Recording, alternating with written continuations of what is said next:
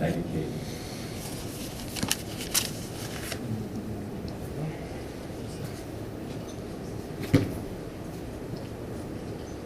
Jeff Roth, 20 Frank Avenue.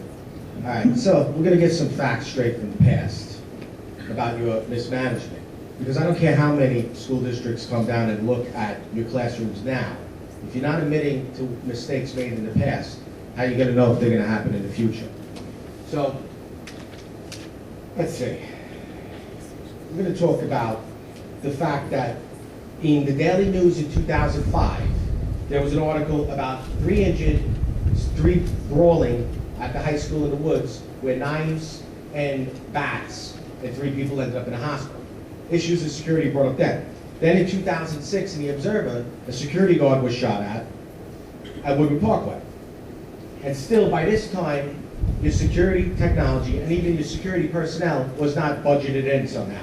So that's 2005 it started, but it actually goes back to 99 and 2000. Actually 2000 originally was approached. So at this time then, in September 2012, community members came down and made it in Patch and Newsday addressing your security. And it wasn't until after Sandy Hook happened in December, then you addressed it and you finally got cameras, perimeter cameras on the elementary schools and corrected the issues in the high school. Meanwhile, what's more disturbing is then it took you until 2015-16 to fix the PA system in the high school so you could do a proper building lockdown. But yet every time you ask about security, you guys act like you're like the Pentagon and it's top secret information. Even when people were trying to ask about the door retrofit, your bulletproof doors that lock automatically in Woodward Parkway schools, or the lobby guard system, you know what, listen, people in the industry know what they're looking at and know the capabilities. So don't deny it. Now, we'll go back to another simple thing, which I can't wait to start busting out the affidavits.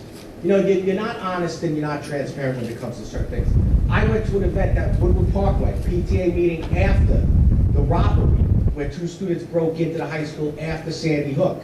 And I noticed asbestos tails on the light fixture hanging right in front of the vent. And I brought that issue up, but not only was it written up in an affidavit like I was some sort of threat by taking a picture of it, the nonsense excuse I got at the meeting was the architect said that didn't cause a danger. Now those tails, those electrical tails off those stage lights were supposed to be removed. I was involved in removing them in other districts. Now you get the excuse, oh, let me tell you something.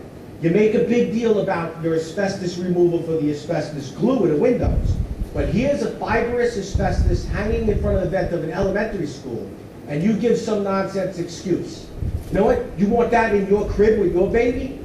So there's multiple facts I can bring up. Thank you, Mr. Roth. Yeah. I dare anybody to wait for 3 minutes. You're suppressing freedom of speech. Thank you, Mr. Roth. You have a half hour left. Thank you, Mr. Roth.